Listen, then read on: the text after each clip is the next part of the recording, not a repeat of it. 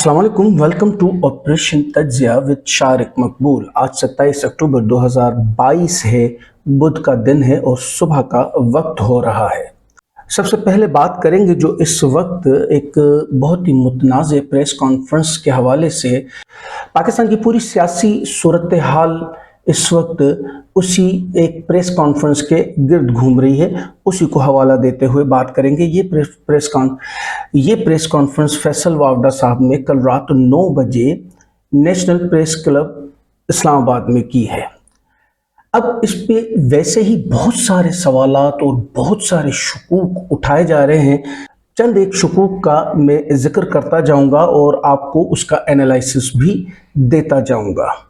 सबसे पहले एक बात पे नज़र डालते हैं कि एक पाकिस्तान का ये उसूल रहा है या एक सिस्टम रहा है कि जो भी अपोजिशन वाले होते हैं उनकी प्रेस कॉन्फ्रेंसेस ना तो पीआईडी में होती हैं, ना ही प्रेस क्लब्स में होती हैं और ना ही वो प्रेस कॉन्फ्रेंसेस लाइव दिखाई जाती हैं नेशनल टीवी पर, जो कि गवर्नमेंट का टीवी है। इस प्रेस कॉन्फ्रेंस में ये सारी बातें प्लस रहीं, जो कि एक बिल्कुल ही अलग तरीके की बात रही कि इनकी प्रेस कॉन्फ्रेंस हुई नेशनल प्रेस क्लब इस्लामाबाद में और ये सारी की सारी प्रेस कॉन्फ्रेंस पीटीवी पे लाइव दिखाई गई है। और ऐसा नहीं होता है कि अचानक ही वो पीटीवी वाले पहुंचे और उन्होंने कहा यार अच्छे नुक्ते हो रहे हैं और माइक रख दिया और शुरू हो गया। ऐसा नहीं हुआ। होता ये है कि ये सारी की सारी तैयारी पहले होती है और उसके बाद प्रेस कॉन्फ्रेंस होती है। यानी कि इसमें एक शक तो ये उठ गया कि इसमें हुकूमत की न सिर्फ रजामंदी थी बल्कि वो शामिल भी थे और इसमें कुछ न कुछ अंदर दाल में काला ज़रूर है। क्या है ये शायद एक दो दिन में पता चल ही जाएगा। दूसरा शक अगर हम उठाते हैं तो नून लीगी सहाफ़ी कैंप से तकरीबन सारे सहाफ़ी कल सुबह से लेकर ये ट्वीट्स कर रहे हैं कि रात को इमरान खान को एक सरप्राइज़ मिलने वाला है, जिनमें गरीदा फारूकी सबसे आगे, तलत हुसैन साहब और फिर हिना परवेज़ बट, वो तो किसी से पीछे रह ही नहीं सकती हैं, उनकी भी ट्वीट्स आई हुई हैं कि सरप्राइज़ मिले। अब उनको दोपहर को ही कैसे पता चल जाता है कि रात को इमरान खान को सरप्राइज़ मिलने वाला है? यहाँ से भी एक शक जन्म लेता है कि ये नून लीग और फैसल वावडा की कोई मिली भगत है। अब ये सारी चीज़ें प्रेस कॉन्फ्रेंस के तकरीबन 1 घंटे के बाद वज़ाह होना शुरू हो गई और जिसका नतीजा ये हुआ कि अवाम की दिल से फैसल वावडा साहब भी उतर गए। फैसल वावडा साहब ने जितनी भी प्रेस कॉन्फ्रेंस में बातें की, बातें मैं आपको अभी बताता हूँ और उस पर एनालाइज भी करते हैं, लेकिन वो सारी की सारी ज़ाया गई। जो कि वो असर देना चाह रहे थे अवाम को, वो असर नहीं मिला उनको। इसी ज़मन में जमील फारूकी साहब ने एक ट्वीट किया है जो कि हिना परवेज़ बट साहिबा का एक ट्वीट अटैच करते हुए कहा है कि एक अमूमी सा सवाल है कि मोहतरमा को 45 मिनट पहले कैसे पता चल गया कि न्याजी को सरप्राइज़ मिलने वाला है। तो इस तरह के जो शकूक हैं उसने इस प्रेस कॉन्फ्रेंस के तमाम जो फ़वाइद फैसल वावडा साहब लेना चाहते थे वो तकरीबन ज़ाइल कर दिए हैं। इस प्रेस कॉन्फ्रेंस के अगर देखा जाए तो 2 तरह के रुख हैं। एक तो लॉन्ग मार्च को सबोटाज करना और दूसरा रुख है इसका अरशद शरीफ साहब के कत्ल का जो इन्वेस्टिगेशन का रुख है वो कहीं और मोड़ना। मैंने खुद ये सारी प्रेस कॉन्फ्रेंस सुनी, यकीन मानिए समझ में कुछ आया नहीं क्या कहना चाह रहे हैं, क्योंकि ना तो एक मौक़िफ़ था ना ही कोई एक पॉइंट था। कभी यहाँ जा रहे हैं कभी वहाँ जा रहे हैं और जितने सहाफ़ी हजरात भी वहाँ मौजूद थे उन सब का भी यही कहना था कि अब बात पल्ले नहीं पड़ी कि कहना क्या चाह रहे हैं। एक बात मकसद एक एजेंडा होता है किसी प्रेस कॉन्फ्रेंस का, इसका एजेंडा समझ में ही नहीं आ रहा था। उसके बाद फिर बात पे कि भाई मैं झूठ नहीं बोलता और सो एंड सो, जबकि उनके झूठ तो सुप्रीम कोर्ट तक में वाज़े हो गए। यहाँ तक भी कहा जा रहा है उनकी जो नाअहली है फॉर होल लाइफ, शायद वो उसी के ब्लैकमेलिंग में आ गए हैं कि आपको इसमें रिलैक्सेशन दिलवा देंगे सो एंड सो, तो आप इस तरह से इमरान खान के ख़िलाफ़ जाइए या पीटीआई के ख़िलाफ़ जाइए तो हम आपके लिए कुछ बेहतर करेंगे।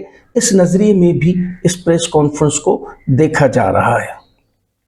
फिर सवालों के जवाब یعنی کوئی سوالوں کے جواب بھی کوئی ایک بندہ بولتا ہے نا کہ لاجیکلی ہو، کوئی کلیئرنس ہو، وہ بھی نہیں، اور اس کے بعد بہت سارے سوال لیے ہی نہیں جو کہ ہارڈ کویشچنس تھے، جو کہ اس پوری پریس کانفرنس کا پول شاید وہیں کھول دیتے، لیکن وہ سوال تو انہوں نے لیے ہی نہیں، ان کو اگنور کر کے اور صرف اپنی پسند کے سوال لیے، لیکن ان کی بھی صحیح جوابات نہیں دے سکے۔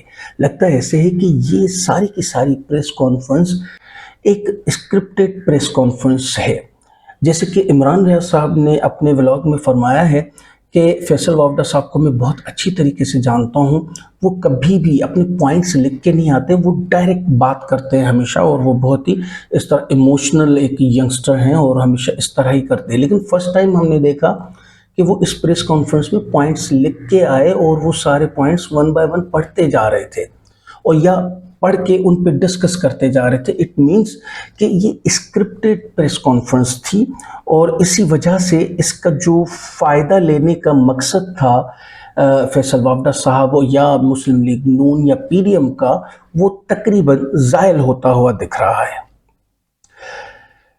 پھر ایک سب سے بڑا جو شک اٹھتا ہے کہ پریس کانفرنس کے فوری بعد ودن 5 منٹس نواز شریف صاحب کا اسٹیٹمنٹ آ جاتا ہے کہ دیکھیں اب تو پی ٹی آئی کے رہنما فیصل وافدہ صاحب خود بھی کہہ رہے ہیں کہ یہ لانگ مارچ ہونی ہے اور اس کا مقصد حقیقی آزادی نہیں ہے، اور سو اینڈ سو وہ ساری تقریباً باتیں جو فیصل وافدہ صاحب والی ہیں وہ کوٹ بھی کر دی، جبکہ ایسا ہوتا نہیں ہے۔ یعنی اگر ہم دیکھیں کہ اس پریس کانفرنس کے فوراً بعد نواز شریف صاحب کے گھر کے باہر سارے صحافی 5 منٹ کے اندر پہنچ بھی گئے، اور یہ اپنی تیاری کے ساتھ آ کے اور سارا اسٹیٹمنٹ بھی دے رہے ہیں اور پریس کانفرنس بھی کر رہے ہیں، جو غیر رسمی پریس کانفرنس کہلاتی ہے وہ بھی کر رہے ہیں۔ تو ایسا پاسبل ہوتے ہوئے دکھتا نہیں ہے۔ اٹ مینس کہ یہ سارا کا سارا پری پلان تھا اور اسکرپٹڈ تھا۔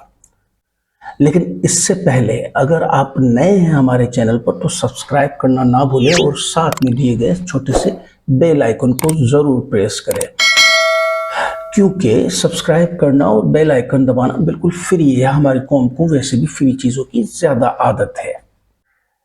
تھوڑا سا پریس کانفرنس کے حوالے سے بات کرتے، چند ایک پوائنٹس ہیں جو کہ میں نے لکھ لیے کہ کیا کیا پوائنٹس انہوں نے اٹھائے، کیونکہ بہت سارے پوائنٹس تھے، اس میں سے جو خاص پوائنٹس تھے وہ تقریباً 12-13 پوائنٹس ہیں۔ میں ون بائی ون آپ کو پڑھ کے بتاتا جاتا ہوں تاکہ آپ خود اندازہ لگائیں کہ پریس کانفرنس تھی کیا۔ تقریباً تمام صحافیوں کا اس پہ رد عمل بھی ایسا ہی آیا ہے جیسے صابر شاکر صاحب بھی کہہ رہے ہیں کہ کہہ کیا رہے ہیں، کہنا چاہتے کیا ہے۔ آپ بھی ذرا سنیے اور خود فیصلہ کیجیے گا۔ ارشد شریف صاحب کی موت ایک حادثہ نہیں بلکہ سازش ہے۔ یہ تو بالکل ایک کامن سی بات ہے، ہر بندہ یہی کہہ رہا ہے پورے ملک میں، صحافی چھوڑیں، ایک عام سا بندہ تک بھی کہہ رہا ہے کہ وہ حادثہ نہیں سازش ہے۔ ارشد شریف صاحب کو گاڑی کے اندر سے گولی ماری گئی ہے، اور ان کو 2 گولیاں لگی ہیں، ایک سر پہ اور ایک سینے پہ۔ یہ بات سچ ہے کہ ان کو 2 گولیاں ہی لگی ہیں، ایک سینے پہ ایک سر پہ، لیکن یہ بات بہت کم لوگوں کو پتہ ہے۔ اچھا، ویسے ایک سوال یہ اٹھتا آپ پہ بھی ہے کہ یہ چیزیں آپ کو کیسے پتہ چلی؟ یعنی آپ ایک تو ہوتا ہے طریقہ کہ مبینہ طور پر ہم بات کریں کہ یار مجھے ایسا لگتا ہے، لیکن آپ تو کہہ رہے ہیں کنفرم کہ ان کو اندر سے مارا گیا، تو آپ کو کہاں سے پتہ چلی؟